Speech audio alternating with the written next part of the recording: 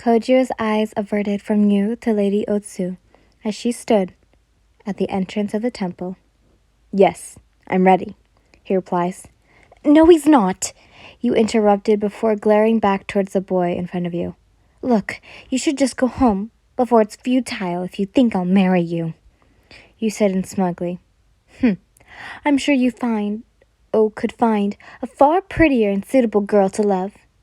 Don't get me wrong, you seem nice and all, but you're only wasting your time. It's not worth it."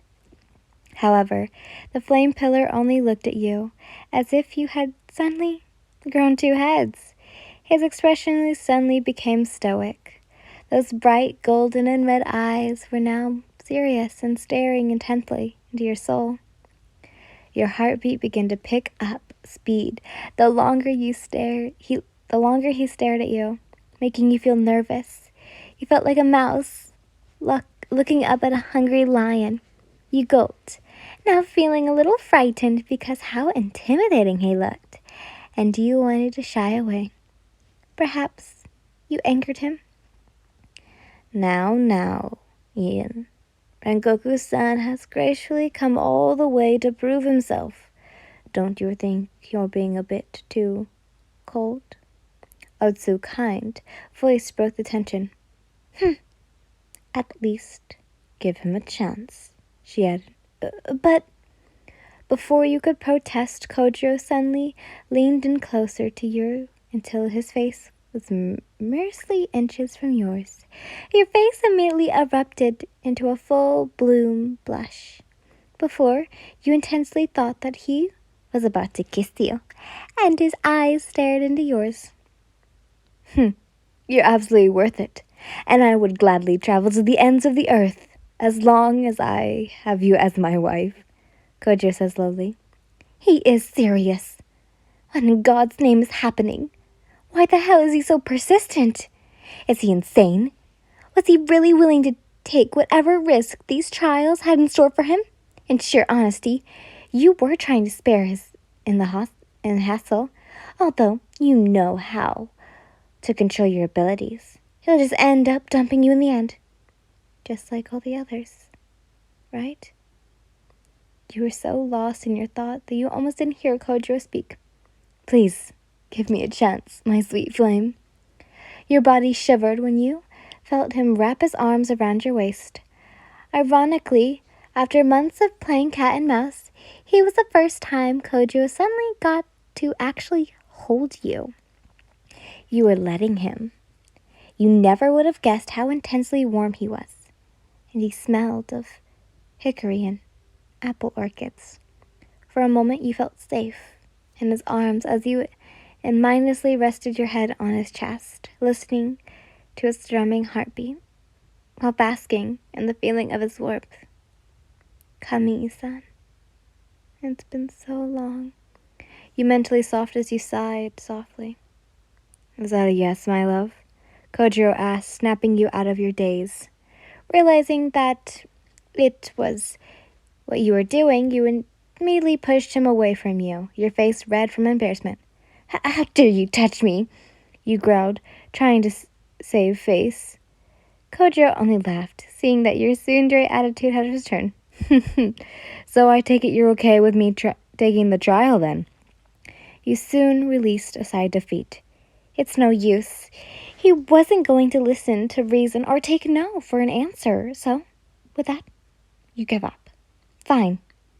I'll give you a chance, but only you get one chance, you told him sternly before turning your gaze on your gata. A delicate grin tugged up on the corners of his lips. Then, I will not fail you, my snowflower, he replies cheerfully. Stop calling me that! Momentarily, Otsu slowly approached Kojiro, saying, Now that let's settle. Let us begin our first test, she says. Kojiro watched as she then reached into her ori and pulled out a pair of ornamental bells. Have you heard of the phrase, find the needle in the haystack? She asked. Oh, this was his first test? Kojiro nodded, already having a clear idea as to where this was going. Good, because your objective is to find these bells. In there, she says, pointing towards the woods. Kojiro's expression remained the same. She wasn't discouraged, nor did he feel any signs of dismay. As you may know, many have failed because they simply give up on the search, Omutsu said, and her kind expression soon turned serious as her wise brown eyes gazed upon him. Are you sure you're up for this? It's not too late to back out.